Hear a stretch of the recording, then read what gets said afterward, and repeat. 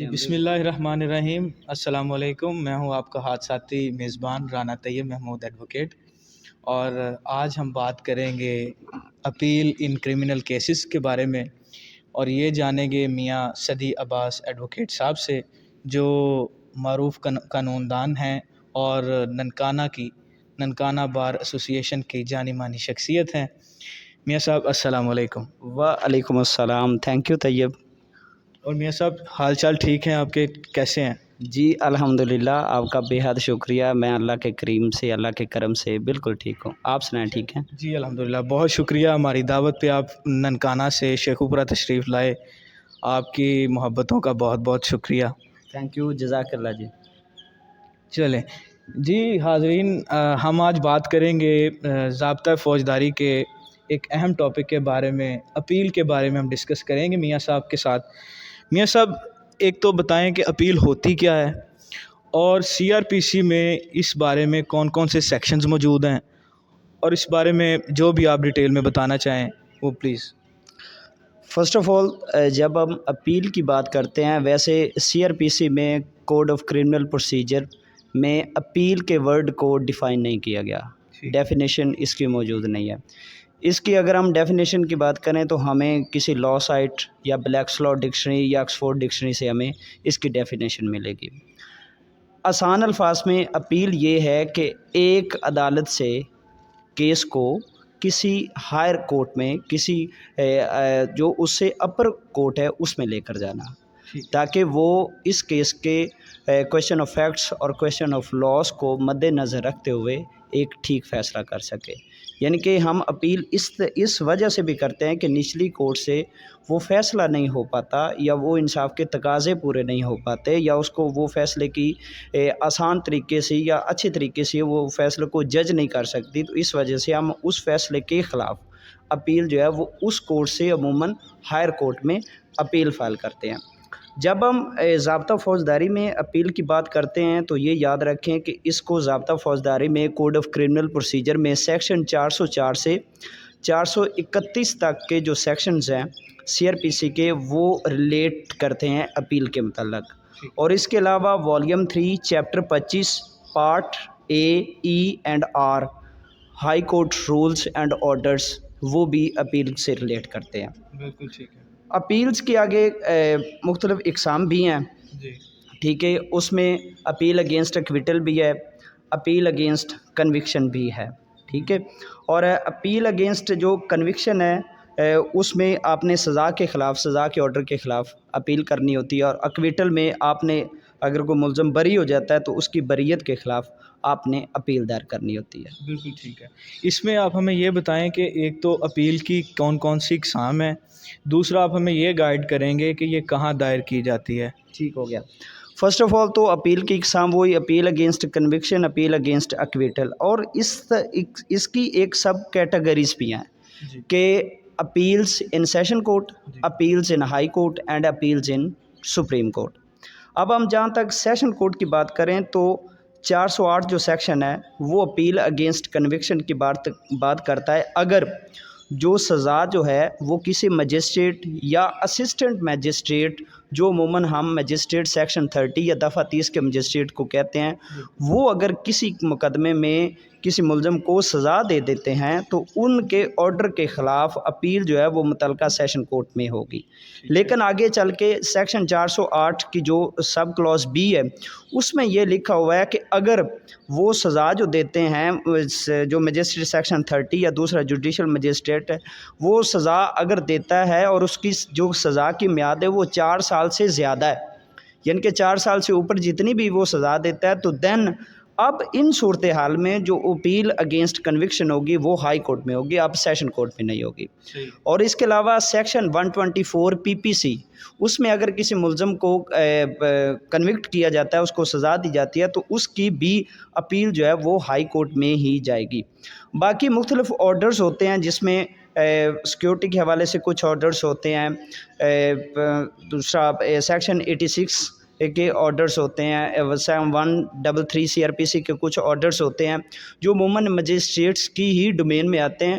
ان orders کو اسیل کرنے کے لیے یا ان آرڈرز کے خلاف جو اپیل ہوتی ہے وہ عموماً سیشن کورٹ میں ہی ہوتی ہے، اور اس چیز کو ریلیٹ کرتے ہیں سیکشن 405 سے لے کر 406A تک.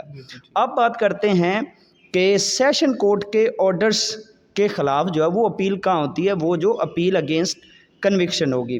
تو اپیل اگینسٹ کنوکشن ایسی کہ جہاں پہ جو عدالت ہے وہ سیشن کورٹ ہے اور سیشن کورٹ نے اس مقدمے میں کسی ملزم کو سزا دی ہے، تو سیکشن 410 کے مطابق جو اپیل ہے وہ سیشن کورٹ کے آرڈر کے خلاف ہائی کورٹ میں اپیل ہوگی. اور اسی تناظر میں آگے اگر ہائی کورٹ کے پاس کیس چلا جاتا ہے تو ہائی کورٹ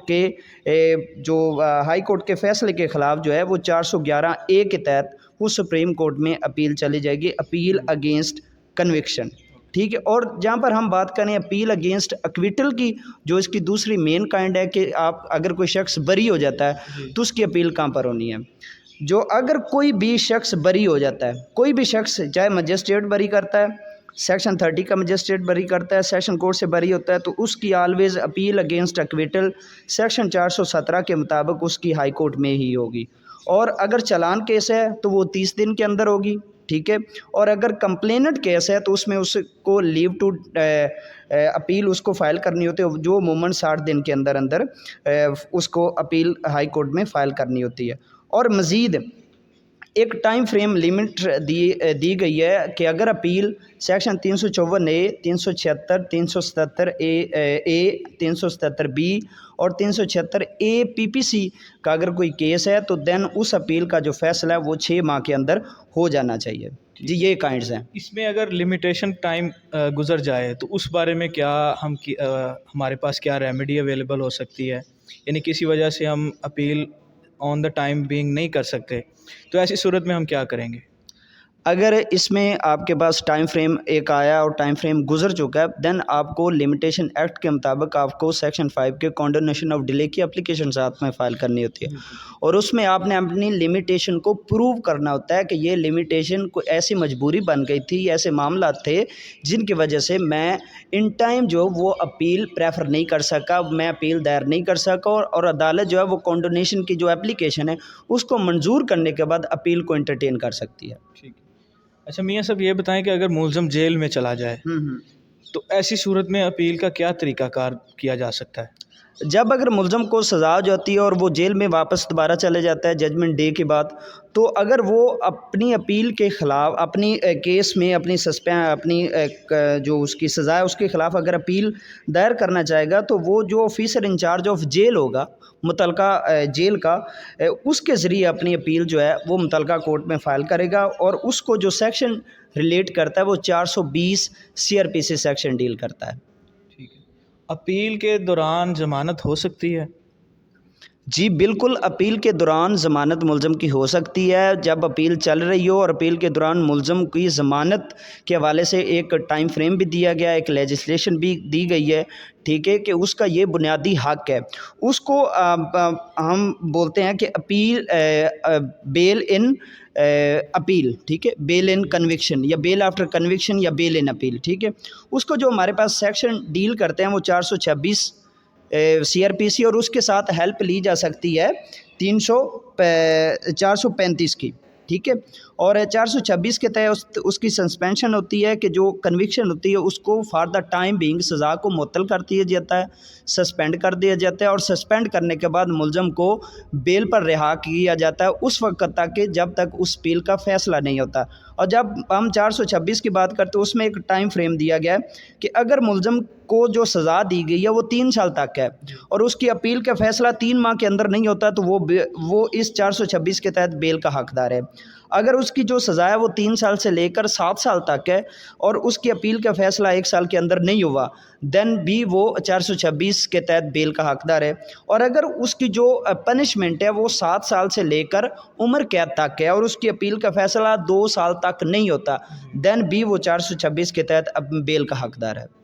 اچھا، عدالتوں میں جو اپیل کے اختیار سماعت ہے اس کی ڈویژن کس طرح ہے اور اس کا پروسیجر کیا ہے، وہ ذرا ہمیں کائنڈلی بتا دیں. एपलेट कोर्ट जो होती है उसको ट्रायल कोर्ट के ही सेम इख्तियारात होते हैं, वो कोई भी for the interest of justice कोई भी मुनासिब ऑर्डर पास कर सकती है, वो एडिशनल एविडेंस भी ले सकती है, उसको 428 और 435 सेक्शन डील करते हैं, और इसकी बहुत वास्ट पावर्स होती हैं एपलेट कोर्ट की। वो सज़ा को सस्पेंड भी कर सकती है, एक नई सज़ा का नफाज भी कर सकती है, पिछले ऑर्डर को ख़त्म करके अगर सज़ा नहीं बनती तो उसको ख़त्म भी कर सकती है, मुलज़म को रहा भी कर सकती है, और अगर वो रहा है, ठीक है, वो आज़ाद बार घूम रहा है तो उसको दोबारा अरेस्ट भी कर सकती है, कोई भी मुनासिब ऑर्डर, क्योंकि ट्रायल कोर्ट के उसके पास इख्तियारात होते हैं सारे, तो वो कोई भी ऑर्डर जो है वो for the interest of justice वो पास कर सकती है। जी ठीक है। अच्छा मियाँ साहब, अगर मुलज़िम सज़ा याफ्ता हो और उसको साथ में जुर्माने की भी सज़ा हो, और एक तो ये बात होगी, ये आप बताएंगे, दूसरा आप मुझे ये बताएंगे कि अपील के दौरान अगर मुलज़िम की वफ़ात हो जाती है किसी वजह से, कोई किसी भी तरीके से मौत आ जाती है, तो उस बारे में क्या प्रोसीजर है, फिर उसका क्या बनेगा? अगर अपील पेंडिंग है, वो अपीलेट कोर्ट में अपील चल रही है और इस दौरान जो मुलज़म है वो फौत हो जाता है, तो वो अपील जो है वो उसी वक्त ख़त्म हो जाएगी, उसे कहते हैं हम abetment of proceedings. Appeal abate हो जाएगी और उसको जो सेक्शन डील करता है वो 431 है अबेटमेंट ऑफ अपील के हवाले से। और अगर एक चीज़ ज़हन नशीन रखें, अगर मुलज़म को सज़ा है, सज़ा दी गई है और उसके साथ उसको जुर्माना भी दिया गया, जुर्माना भी किया गया, और उसका अपील में उसका केस जुर्माने का भी बनता था, ठीक है, तो उसका जुर्माना माफ़ नहीं किया जाएगा। इस हवाले से रिसेंटली 2020 SCMR 359 शेख इकबाल अजीम फ़ारूकी साहब के केस में इसको हेल्ड किया गया कि अगर कोई जो मुलज़म है वो अपील के दौरान फौत भी हो जाता है, तो जो उसका जो जुर्माने की सज़ा है वो उसका जो तरका है, जो उसकी विरासत है, ठीक है, उससे वो रिकवर किया जाएगा और अपील जो है वो ख़त्म कर दी जाएगी, वो अबेट कर दी जाएगी, केस ख़त्म हो जाएगा। अच्छा मियाँ साहब, नए आने वाले जो नौजवान वकला हजरात हैं, जो नए नए आते हैं कचहरियों में, बार्स में आते हैं, उनके लिए आप क्या पैगाम देना चाहेंगे, या उनके लिए आने वाले दिनों में, शुरुआत के दिनों में क्या क्या परेशानियां होती हैं, उनको किस तरह वो हैंडल करें, और आपका क्या एक्सपीरियंस है, हमारे साथ शेयर करें। फ़र्स्ट ऑफ़ ऑल तो तैयब एक चीज़ हमारे अपील के कंसेप्ट में रह गई कि जो अपील थोड़ी सी लिमिटेशन को डिस्कस करते हैं, उसके बाद फिर यंग लर्स की तरफ आते हैं। अपील जब एक शख्स को सज़ा मौत हो जाती है तो उसके पास 7 दिन है, 7 दिन के अंदर अंदर वो अपील कर सकता है, और दूसरे केसेस में अमूमन 30 दिन होते हैं, और अगर इस्तगासा का केस है, कंप्लेनेंट केस है, तो उसमें 60 दिन आते हैं। अब आते हैं यंग लर्स की प्रॉब्लम्स, और उनको मैं क्या, जो मैंने 6 साल में सीखा है, मैंने क्या सीखा और मैं उनको क्या नसीहत कर सकता हूँ। जब आप कचहरी ज्वाइन करें तो ऐसा ऑफिस ज्वाइन करें जहाँ पे अमूमन सिविल का काम भी हो और क्रिमिनल का काम भी हो, क्योंकि इनिशियल स्टेज पर आपको फैमिली का काम, सिविल का काम और क्रिमिनल का जो इब्तदाई जो छोटे छोटे काम है, मुचलका कैसे फिल करना है, बेल कैसे लिखनी है, उसको दायर कैसे करना है, स्टे कैसे लिखना है, उसको दायर कैसे करना है, फैमिली के जो छोटे मोटे दवाजात होते हैं, तनसीख इनका, उनकी राइटिंग को देखें, बेसिक चीज़, ठीक, बेसिक चीज़ें, ये प्रैक्टिकल सीखने वाला था। और ये आपको ये याद रखें, ये आपको उस ऑफिस का क्लर्क सिखा सकता है, बिल्कुल ठीक, क्लर्क सिखा सकता है। मेरी चाहे इस बात से किसी को तकलीफ़ हो रही हो, लेकिन ये बिल्कुल हकीकत है, क्योंकि क्लर्क को सारा प्रैक्टिकल आता है। सीनियर के पास इतना टाइम नहीं होता कि वो आपको आपकी उंगली पकड़ कर वो कहें जी ये ए फॉर एप्पल और बी फॉर बैट, ये पढ़ें और ये सीखें। आप ये इब्तदाई काम सीखें। आप ये याद रखें कि इब्तदाई दिनों में आपके पास कोई बड़ा केस नहीं आएगा, आपके पास क्या आ गया, आपके पास सुपुर्दारी कोई आ जाएगी, आपके पास कोई छोटी मोटी अबूरी ज़मानत आ जाएगी, कोई पोस्ट रेस्ट, कोई चोरी वगैरह की कोई FIR, छोटी सी छोटी बेल्स आ जाएंगी, आपके पास कोई छोटा सा स्टे आ जाएगा, ठीक है, आपके पास कोई शख्स आ जाएगा जी मेरा मुचलका फिल कर दें। आप सबसे पहले आपने डॉक्यूमेंट्स को देखना है, आपने प्रैक्टिकल सीखना है, हर डॉक्यूमेंट को कैसे फिल करना है, ईच एंड एवरी थिंग देखें, फ़ाइल की तरतीब कैसे लगानी है, कौन से डॉक्यूमेंट पर कितना कोर्ट फीस लगेगा, मुचलका फिल करना उसकी कितनी कापियाँ होंगी, बेल कहाँ पर फाइल होनी है, ये सारा जो प्रैक्टिकल वर्क है जो आपको इब्तदाई दिनों में, एक तो आपको उस वक्त अर्निंग की भी ज़रूरत होती है, और ये सारी चीज़ें जो हैं ये आपको अर्निंग भी देंगी और आपका काम में दिल भी लगाएंगी, और जब आप काम करने लग जाएंगे ये घबराना नहीं, ठीक है, کیونکہ وکالت آنے کے بعد وہ پہلی چیز ہوتی ہے کہ ہمارے پاس انکم نہیں ہوتی. جی لیکن اگر ہم دل لگا کر تھوڑا سا کام کریں تو ہمارے سینئرز بھی ہمیں دیکھ رہے ہوتے ہیں, ان کو بھی ایسے شخص کی ضرورت ہوتی ہے جن پر وہ بھروسہ کر سکیں, جس کو وہ کام دے سکے.